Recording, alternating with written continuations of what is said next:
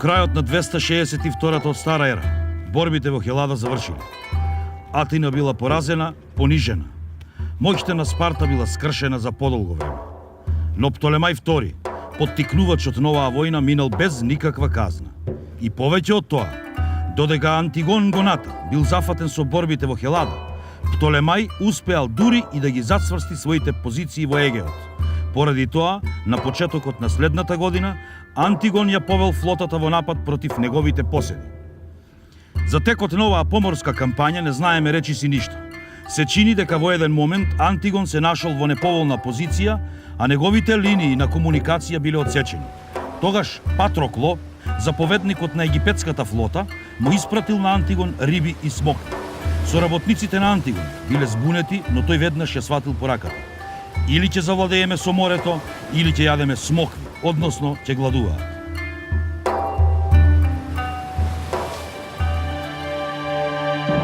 Решавачката битка се случила кај Левкола, близу островот Кос. И за оваа битка не знаеме ништо.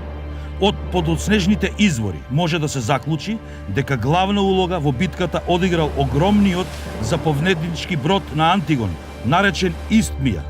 Антигон успеал да извојува голема победа.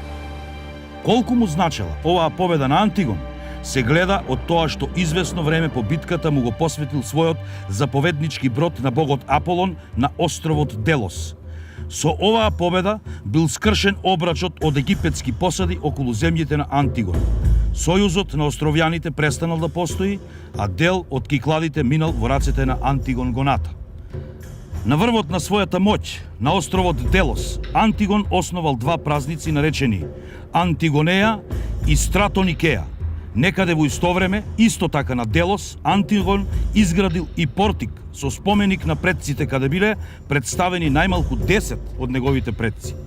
И токму кога се чинело дека положбата на Антигон Гоната во Хелада е зациментирана, тој доживеал тежок удар. Од клучно значење за одржување на неговите позиции во Хелада бил градот Коринт и неговата тврдина. Затоа неопходно било заповедникот на коринтскиот гарнизон да биде човек од потполна доверба. Антигон нашол извонреден избор во својот полубрат Кратер. Нивната меѓусебна доверба влегла во историјата како пример за братска приврзаност. Кратер управувал со Коринт уште од 280-та Стара ера.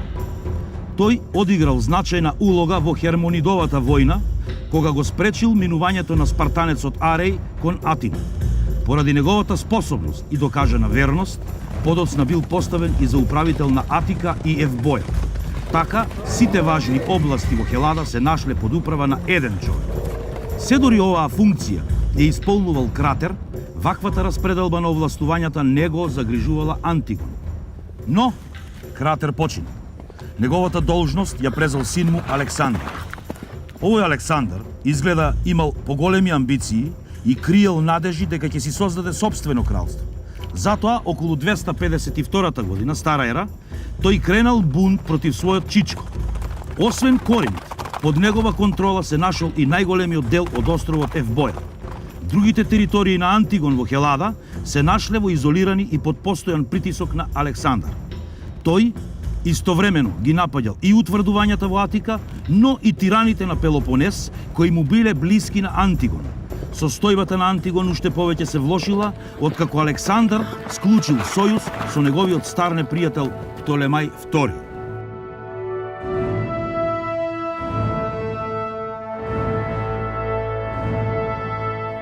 Одеднаш, целиот систем на контрола во Хелада се распаднал со дејствувањето на само еден човек. Но овој пат среќата му била наклонета на Антигон. Околу 246-та Стара ера, Александар умрел, а контролата над Коринт ја презела неговата жена. Антигон најпрвин ја присвоил Евбоја, а потоа и понудил на вдовицата на Александар да се омажи со неговиот син Деметри.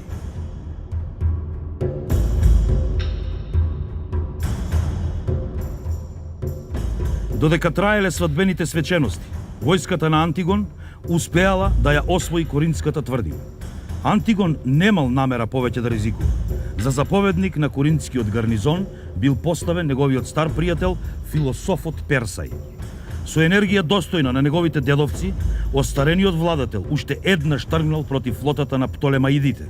Имено, во тоа време, во Александрија умрел стариот Птолемај II, а на престолот бил устоличен Птолемај III. Новиот владетел водел активна надворешна политика на сите фронтови, вклучувајќи го и Егејот. Тој пак дури успеал да се утврди во неколку градови на северното крајбрежје. Антигон морал уште еднаш да покаже дека Македонија и тоа како е способна да ги брани своите интереси. Овој пат непријателот имал побројна флота, но Антигон бил сигурен во својата победа. Изгледа дека токму на оваа битка се однесува една анегдота што ја зачувал Плутарх. Подобар бил говорот на стариот Антигон. Кога се готвел за поморската битка кај Андрос, некој му рекол дека непријателите располагаат со далеку повеќе бродови. А Антигон одговорил: "А што мислите јас за колку бродови вредам?" И навистина Антигон повторно излегол како победник. Во чест на таа победа кај Андрос, Антигон востановил уште два празници на Делос, Сотерија и Панеја. Сега речиси целосно бил обновен поредокот, каков што бил по Хермонидовата војна.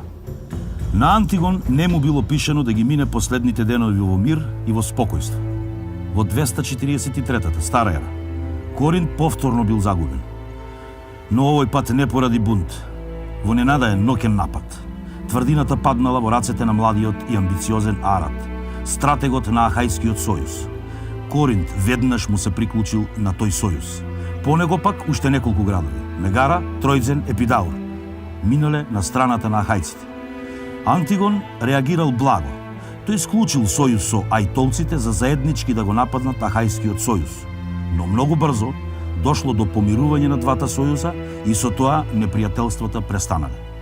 Гоната водел таква политика кон ахајците затоа што ценел дека тие не можат да му ја загрозат положбата во Македонија, па и не му се исплаќало долготрajна војна само за Коринт. Исто така, многу важна била и неговата возраст. Тој веќе имал 80 на години. Остарен и уморен од постојаните војни, веројатно веќе немал сила повторно да се вплеткува во голем судир. Неколку години по падот на Коринт, во 239-та стара ера, стариот крал починал.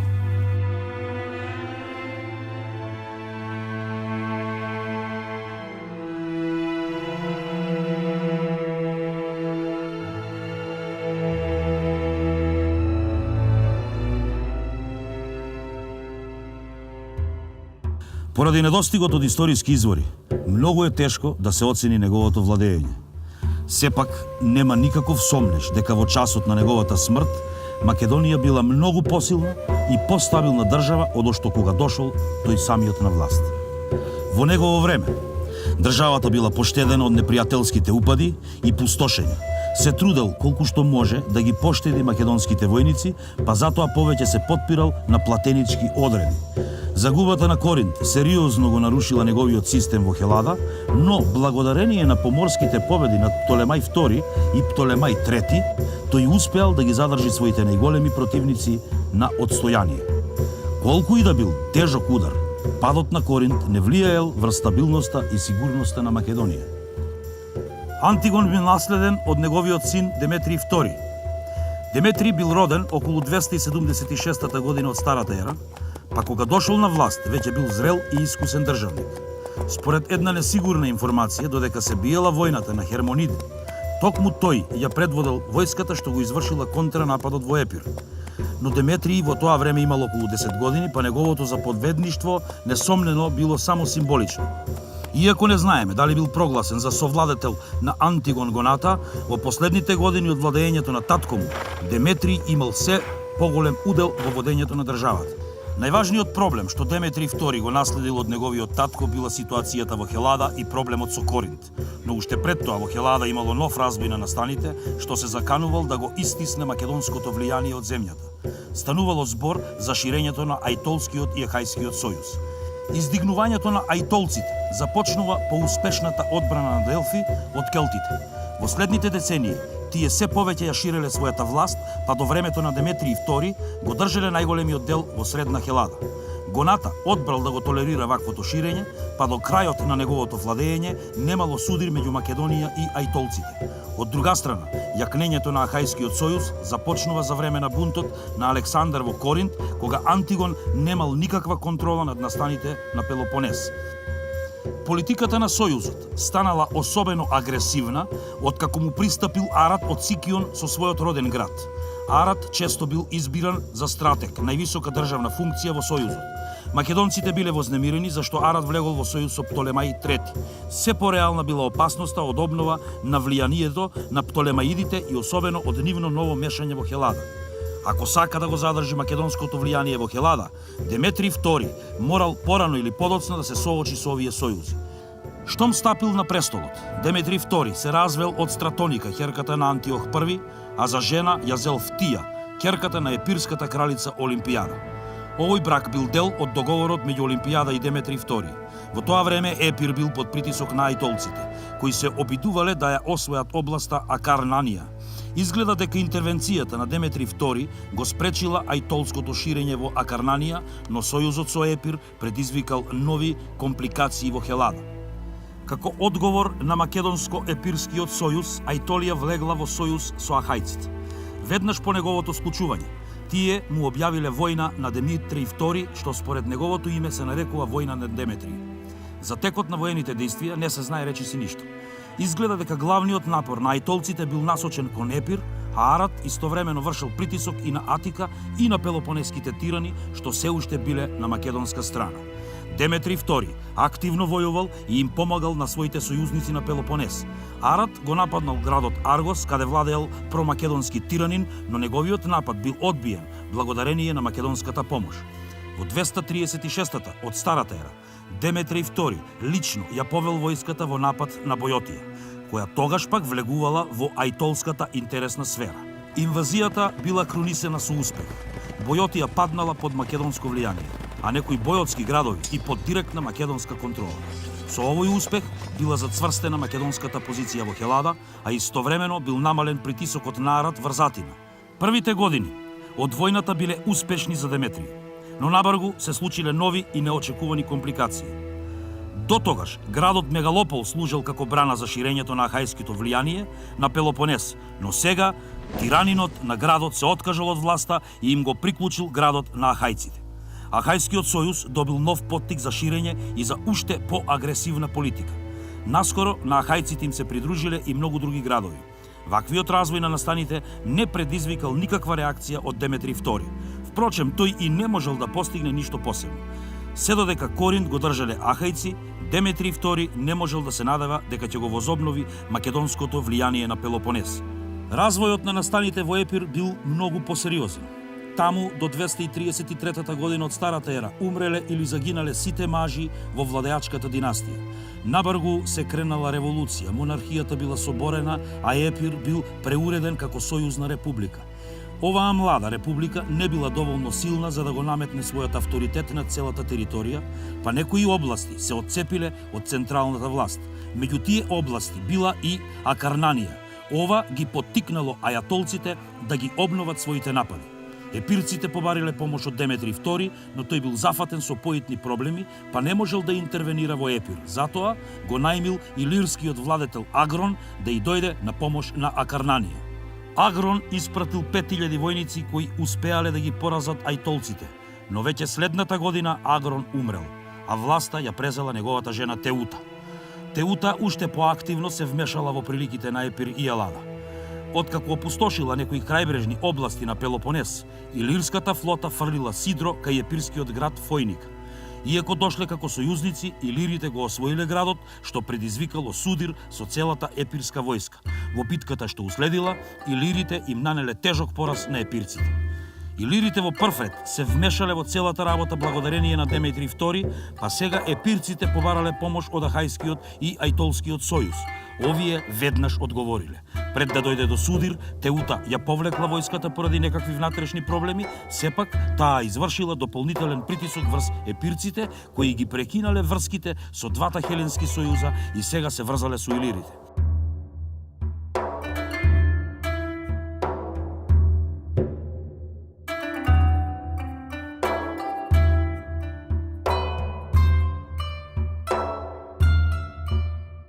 Следната година илирското присуство уште повеќе се засилило.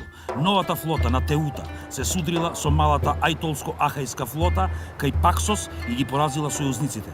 Така контролата на Депир, главната причина поради која почнала војната на Деметрий, се измолкнала од рацете на македонскиот крал. Наспроти првиот период од војната, кога Деметрий II бил можне активен, подоцна се чинело дека тој е изненадувачки пасивен. Сепак не станувало збор дека кралот е незаинтересиран или пак неспособен. Во споредба со Хелада, контролата над северната граница од секогаш имала животно значење за Македонија. Изгледа дека токму овие години Деметрий II се соочувал со притисок од дарданците на север, поради што и не можел да се вмеша ниту во Хелада, ниту во Епир. За северните потфати на Деметрий не знаеме речиси ништо, единствен посведочен податок е дека во 229 година од Старата ера доживеал тежок пораз од дарданците. Наскоро, после овој пораз, Деметрий II починал.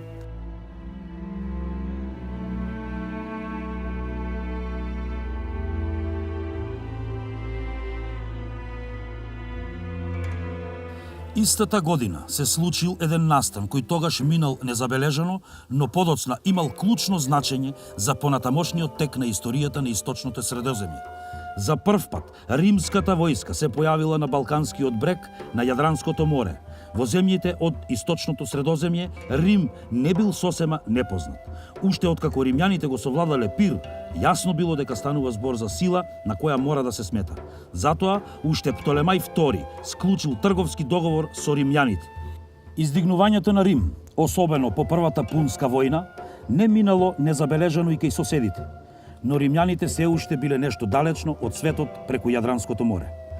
Сепак, агресивната политика на Теута го примамила римскиот меч кон Балканот. Меѓу жртвите на иливските гусари имало и италски трговци. Загрижени за трговските врски, римјаните решиле да се вмешаат во работите. Бидејќи преговорите со Теута пропаднале, во 229-та Стара ера, голема римска војска, предводена од двајца конзули, навлегла во Илирија.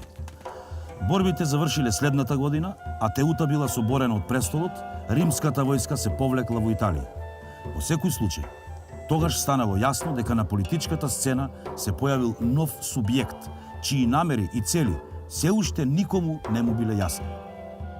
Бидејќи немаме историски записи од тоа време, ние и не знаеме каков печаток им оставила римската интервенција на македонците.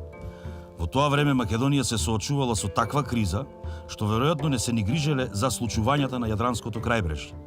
Системот на контрола во Хелада се распаднал, неодамно освоената Бојотија се поделила, при што еден дел барал борба против ајтолците, а другиот помирување.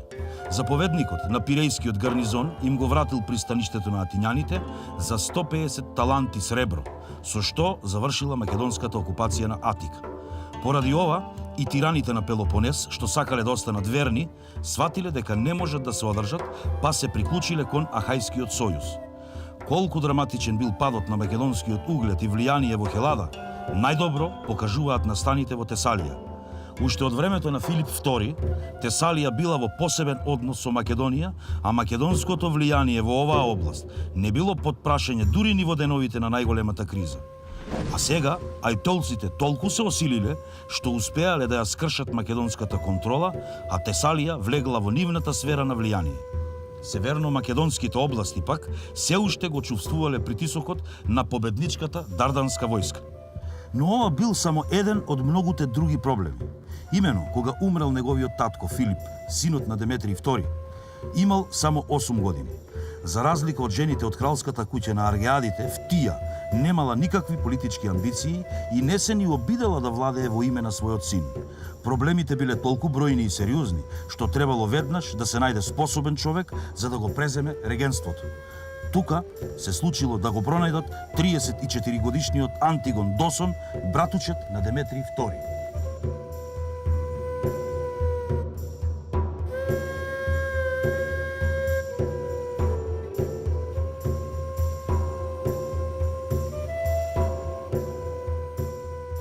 Откако бил избран за регент, Досон се оженил со вдовицата на Деметрий II и го посинил Филип. Со оваа постапка, тој отворено покажал дека нема намера да го узурпира правото на младиот престолонаследник. Но во тоа време, дарданското прашање било многу поважно од неговата законска положба. Антигон Досон ги разбил дарданците, успеал да воспостави македонска контрола на дел од Пајонија. Оваа кампања ја зазела целата бојна сезона. Зимата, истата година, тој веќе бил прогласен за крал. И следната година Досон тргнал против ајтолците. Ова било можне важно, затоа што ајтолците биле во сојуз со Птолемај III, од кого добиле и парична помош за да ја нападнат Тесалија. Антигон Досон најпрво ги сврлил од Тесалија, потоа навлегол во централна Хелада.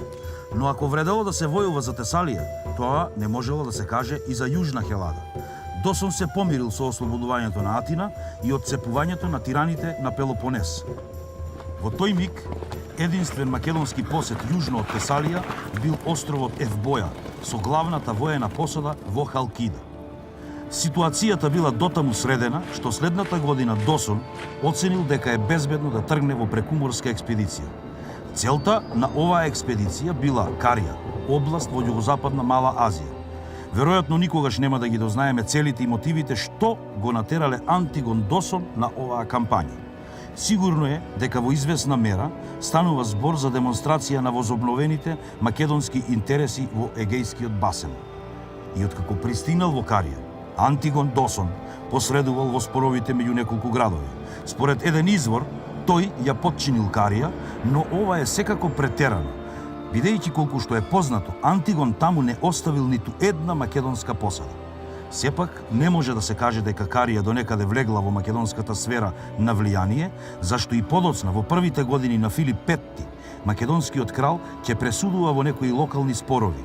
Центар на македонското влијание бил градот Миласа, а за воен управник бил назначен Олимпих, кој порано бил во служба на Селевк II, но во времето на експедицијата на Досон владеел независно со некои кариски градови. Не е исклучено дека Досон ја презел оваа експедиција токму на негов повик. Какви да биле целите на Досон, кариската експедиција немала значителни и трајни ефекти. Една од главните причини е тоа што вниманието на Досон се свртело на другата страна. Именно, зимата, по враќањето од Карија во Пела, дошло неофицијално представништво од Мегалопол, кое сакало да испита колку македонскиот крал е расположен за интервенција на Пелопонес. И тогаш сосема неочекувано, таму Ахајскиот сојуз бил сериозно загрозен. Под водство на способниот и амбициозен Басилеј Клеомен, Спарта почнала да ја возобновува воената моќ. Наскоро, двете сили почнале да се борат за влијание. До 227 година, стара ера, ахајците претрпеле неколку сериозни порази. Меѓу загинатите бил и поранешниот тиранин на Мегалопол Лидијад. Ова го поттикнало Арат да почне неофицијални преговори со Досон и да го убеди да се вклучи во војната. Предусловот што го поставил Досон бил сосема очекуван.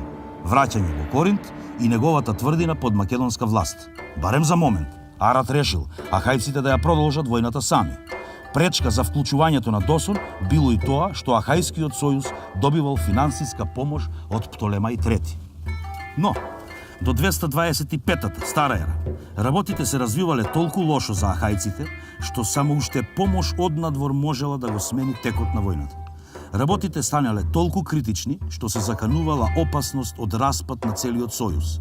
Истовремено, исчезнале и двете пречки за вклучувањето на Досон во војната. Аргос и Коринт паднале во рацете на Клеомен, а Птолемај III наместо ахајците почнал да го финансира спартанскиот Басилеј. Затоа истата година било испратено ново пратеништво, овој пат за официјално да ја побара помошта од Антигон Досон. Барањата на Досон останале исти: испраќање на заложници и предавање на Коринт.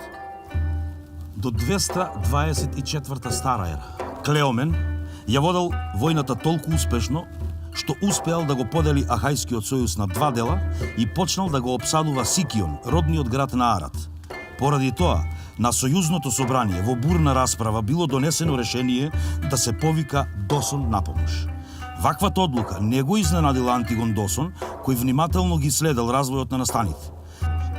Така, кога ахајците испратиле трето пратеништво, за да му кажат на Досон дека ги прифаќаат неговите услови, тој начело на војска од 20.000 пешаци и 1.300 коњаници веќе се движел кон југ. Клеомен зазел цврста одбрамбена позиција кај Коринт и со тоа го спречил навлегувањето на Досон на Пелопонес. Македонските обиди да се пробие оваа линија завршиле без успех. Поради тоа, Досон се подготвувал да ја префрли војската преку Коринтскиот залив. Но, додека траеле подготовките, Аргос се побунил против Клеомен и со тоа позицијата на спартанецот станала неодржлива и тој морал да се повлече. По 20 години македонската војска повторно зачекорила на Пелопонес, а Коринт и неговата тврдина биле запоседнати од македонски гарнизон. На есенското собрание на Ахајскиот сојуз, Антигон Досон бил избран за врховен заповедник на сите сојузнички сили. Најверојатно, на истото собрание, Досон за прв пат ја изложил идејата за формирање нов сојуз. Тој веќе имал договори со повеќе градови и државички во Средна Хелада, но сега очигледно планирал сите овие поединечни сојузи да ги обедини во еден. На чело на сојузот стоел хегемон, а оваа функција му била доделена на Досон. Хегемонот заповедал со целата сојузничка војска и имал право да собира војска од сите сојузници.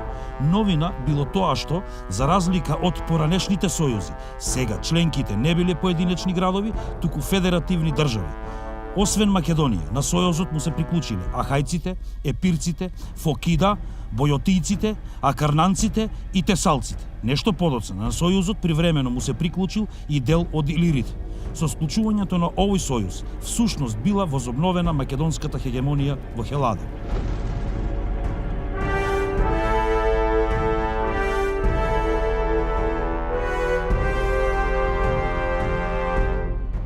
По пробивањето на коринтските одбрани, Клеомен се нашол во дефанзива. Под налетот на Досон, спартанецот ги загубил сите области, освоени во текот на војната со Ахајскиот сојуз. И наеднаш тој се нашол изолиран во Лаконија. Но Антигон не брзал да го порази Клеомен. Тој многу добро знаел дека ахајците го повикале само затоа што веќе немале избор и затоа што им се заканувала целосна катастрофа.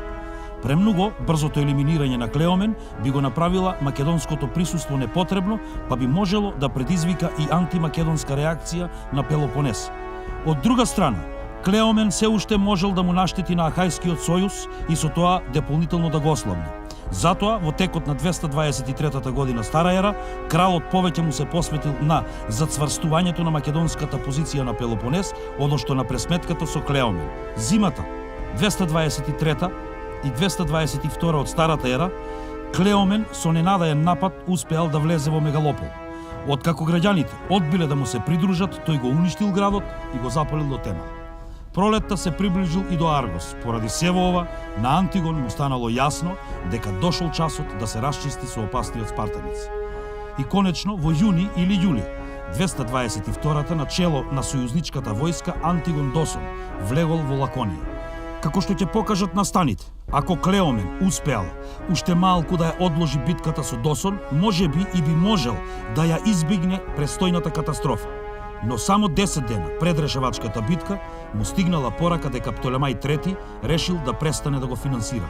Оваа вест на крајот го принудила Клеомен да ја прифати битката со Антигон Досон. Откако ги утврдил сите приоди кон Лаконија, Клеомен со главнината од војската, околу 20.000 војници, се утврдил кај Селасија на главниот пат Тегеа Спарта. Со околната територија доминирале два рида, Еван на запад и Олимп на исток. Главнината од војската, околу 11.000 борци, биле стационирани на Олимп. Од нив 6.000 биле спартански фалангити, обучувани и опремени по углед на македонската фаланга. Во центарот имало околу 1000 платеници и исто толку коњаници. Останатиот дел, околу 7.000 војници, бил поставен на ридот Еван. Откако неколку дена ја испитувал положбата на непријателот, и Антигон Досон ја распоредил својата војска, која броела околу 27.000 војници. Главнината од војската, околу 15.000 војници, Досон ја распоредил наспроти Олимп под негова лична команда. Од нив 10.000 биле македонски фалангити, распоредени во двојна длабочина, и пред нив биле поставени платениците Келти и Агријани. Во центарот ги поставил коњаниците, околу 1200, поддржани од 1000 ахајски и исто толку пешаци од Мегалопол. На спротивното крило, малку подзаскриени, а со тоа и незабележливи за спартанците, биле 3000 бронзени штитови, најверојатно еден од одредите на фалангата. 1600 илири, распоредени меѓу бронзените штитови и покрај нив биле и по 1000 акарнанци и епирци, како и 2000 ахајци. Битката започнала со напредување на десното крило, кога зацкриените единици добиле заповед да ги нападнат непријателите на ридот Еван. Центарот на Досон останал во мирување, па левата страна на војската што ја рушела на Еван останала незаштитена. Ваквата ситуација се обиделе да ја искористат спартанските сили во центарот, кои влетале во празнината од борбената линија и удриле на илирите, но наеднаш спартанците биле удрени од задгрб. Имено, дел од силите во центарот на Антигон, предводени од 300 ахајски коњаници, му притекнале во помош на десното крило и ги разбиле спартанците. Спартанците пак на Еван, наместо да се спуштат по ридот и да се вклучат во битката, останале во мирување и ги дочекале напаѓачите дури на врвот. Во таа ситуација, целата спартанска војска на Еван била разбиена. Во меѓувреме, на спротивното крило се уште се воделе почитните борби меѓу лесната пешадија. Но кога Клеомен забележал дека неговата војска на спротивното крило била разбиена, преминал во општ напад. Откако и двете страни со труба ја отповикале лесната пешадија од просторот меѓу нив, двете фаланги ги спуштиле сарисите и со гласни бојни извици навалиле едни на други. Се развила жестока битка, па ту македонците, ту страшно притиснати од спартанската храброст се повлекувале чекор по чекор, ту спартанците пак одстапувале под притисокот на тешкиот боен ред на македонците. И најпосле, по заповед на Антигон, фалангитите ги збиле сарисите и користејќи ја збиеноста на ваквата невообичаена формација, успеале да ги совладаат и истереат лакедајмонците од нивните утврдувања. Тогаш останатите се дале во бегство и така биле убивани, а Клеомен со неколку коњаници безбедно побегнал во Спарта. Антигон извонредно ја исполнил задачата на воен заповедник на сојузните сили, а моќта на Спарта била за секогаш уништена. Откако ги презал неопходните мерки на организација, само 3 дена по битката кај Саласија, Антигон итно заминал за Македонија. Причина за тоа биле проблемите на секогаш немирната северна граница. Некои илири го искористиле долготрајното отсуство на македонскиот крал и провалиле во Горна Македонија. Досон ги пресретнал напаѓачите и во една битка им нанел голем пораз, но ваквиот напор си го зел и данокот. Досон почнал да пука крв и се разболел, најверојатно од туберкулоза. Умрел кусо време потоа во 221 година од Старата ера.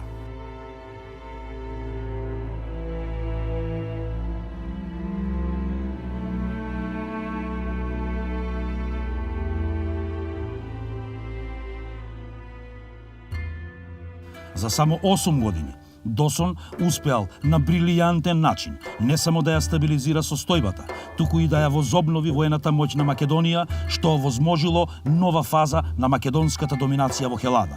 Разумната политика кон хелените му донела популарност, што е очигледно од бројните почести и празници основани во негова чест. Во Олимпија, на пример, била поставена скулптурална група на која персонифицираната Хелада со едната рака го кринусувала Антигон Досон, а со другата неговиот наследник Филип Петти. Државата што ја наследил Филип Петти била неспоредливо посилна од онаа што ја оставиле Антигон Гоната и Деметри II. Повеќе од јасно е дека ваквите успеси Антигон Досон не ги постигнал сам. Значаен удел во нив имале и неговите блиски соработници. Со надеж дека преминот на власта ќе мине безболно, но и дека ќе биде продолжена неговата политика, Досон пред смртта им ги дал најважните функции на своите најблиски соработници. Највисоките цивилни функции припаднале на Апел и Мегалеа. Таурион бил поставен за намесник на Пелопонес, а Леонтий за заповедник на елитната единица на Пелтастите. Така, барем на почетокот од своето владење, Филип Пети бил окружен со способни соработници, особено затоа што се соочил со сериозни предизвици уште од самиот почеток на неговото владење. Затоа, барем во првите години, Филип Пети ја продолжувал политиката на Антигон Досон.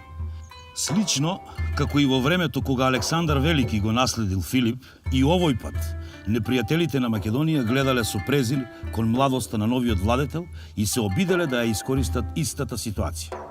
Но Филип Пети се покажал дораснат на задачата. Како и секогаш најголемо внимание било посветувано на состојбите на северната граница. Таму главните проблеми ги создавале дарданците. Во првите години Филип презел 3 походи против нив, зимата 220-та, 219-та, летото 219 и пролетта 217-та од старата ера.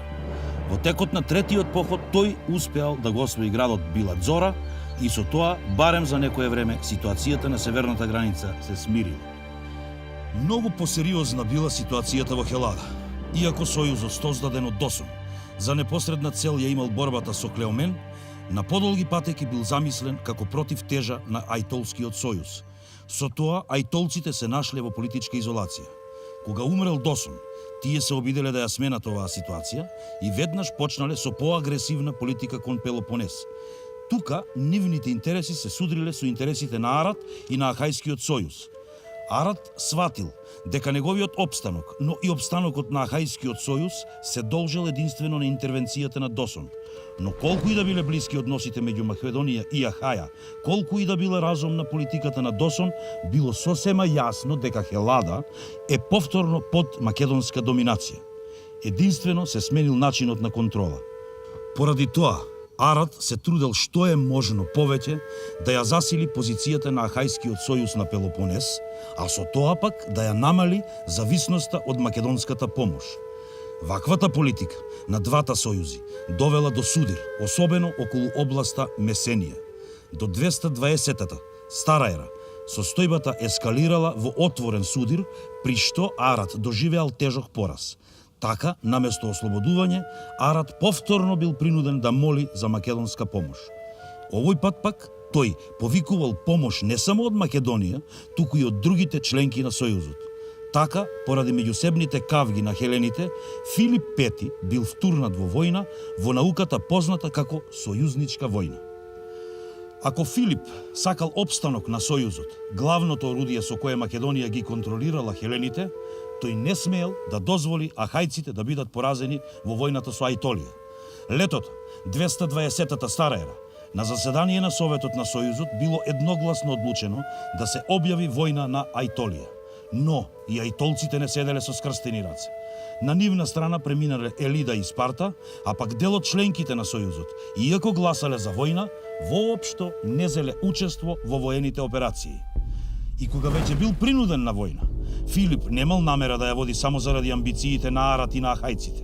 Најголемиот дел од 219-та стара ера го минал во Епир и Акарнанија, земји каде Македонија традиционално имала своји интереси. Оваа кампања била водена систематски и доследно, па Филип успеал да освои повеќе погранични утврдувања, вклучувајќи ја и Амбракија, со надеж дека ќе му го одвлечат вниманието, а и толците го оплячкале Дион, светиот град на македонците, но и Додона, прастарото светилиште во Епир. А и толците биле активни и на Пелопонес, каде постигнале повеќе успеси. Ахајскиот сојуз повторно се нашол во непријатна ситуација.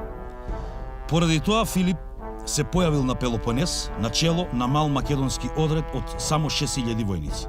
Зимата 219-218 стара ера презал спектакуларна кампања при што ги поразил ајтолците и навлекол длабоко во Елида. Следната година постигнал уште поголеми успеси, но за сите овие потвати потребни биле финансиски средства.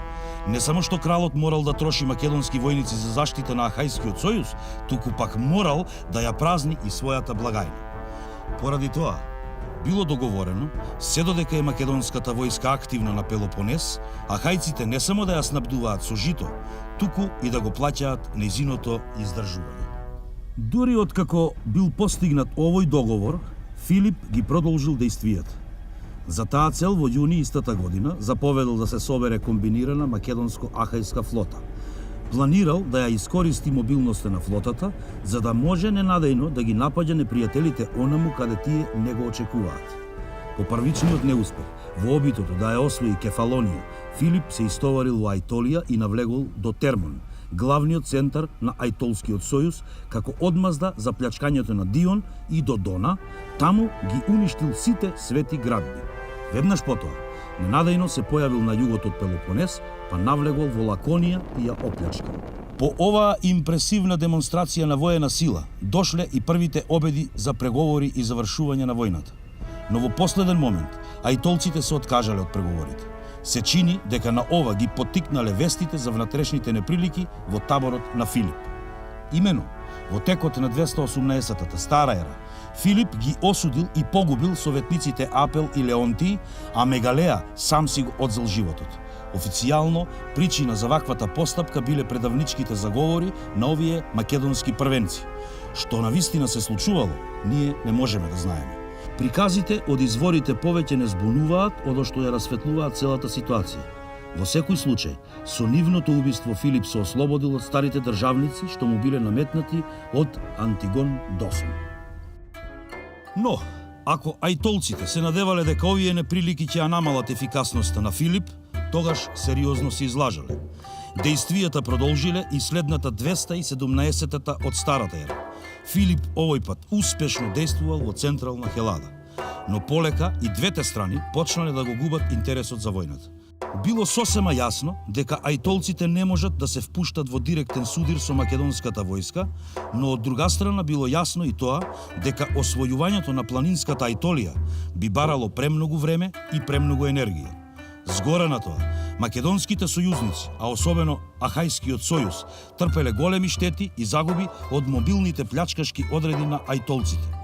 Поради тоа во 217 година била свикана конференција во градот Навпакт, каде бил договорен прекин на непријателствата. Мировниот договор се состоел од задржување на моменталната состојба, иако и сојузниците имале корист од војните активности. Но најдобро поминал Филип. Филип освоил неколку стратешки места на Пелопонес и во истите ги поставил македонските контроли. Пораснала и неговата популарност во Хелада, каде бил доживуван како заштитник од плячкашките ајтолци. Неслучајно, историографот Полибиј вели дека во тој час Филип бил миленик на хелените. И така, не само што системот осмислен од Досон успешно го минал првиот сериозен тест, туку благодарение на дејствувањето на Филип Пети бил или дополнително зацврстен. Додека во Хелада се водела сојузничката војна, низ целото Средоземје се случувале драматични настани. Новите текови биле најавени уште неколку години претходно. Речиси во исто време, на историската сцена се јавиле неколку државници што го имаат главниот збор во следните децении. Во 223-та, кај селевкидите, дошол на власт младиот Антиох III. Во 221-та, истовремено со Филип Пети, во Египет дошол на власт Птолемај IV. Многу брзо, меѓу нив ќе избие уште една од многуте војни меѓу двете династии. Во Шпанија пак, за прв пат се слушало за еден млад картагинец, кој ја презел командата над војската и управата со оваа земја. Неговото име било Ханибал. По само 3 години, тој ќе ги поведе своите војници во славниот поход во Италија. Наеднаш, пред Филип Пети, се отвориле нови можности и на запад и на исток. Можности што младиот владетел бил решен да ги искористи. Уште пред да се склучи мирот во Навпакт, додека Филип ги следал немејските игри, му стигнала важна вест. Ханибал извојувал голема победа над римјаните, а републиката била кутната на колена. Со тоа, дилемата на младиот Филип била конечно решена. Најпрвил морало да се искористи слабоста на Рим.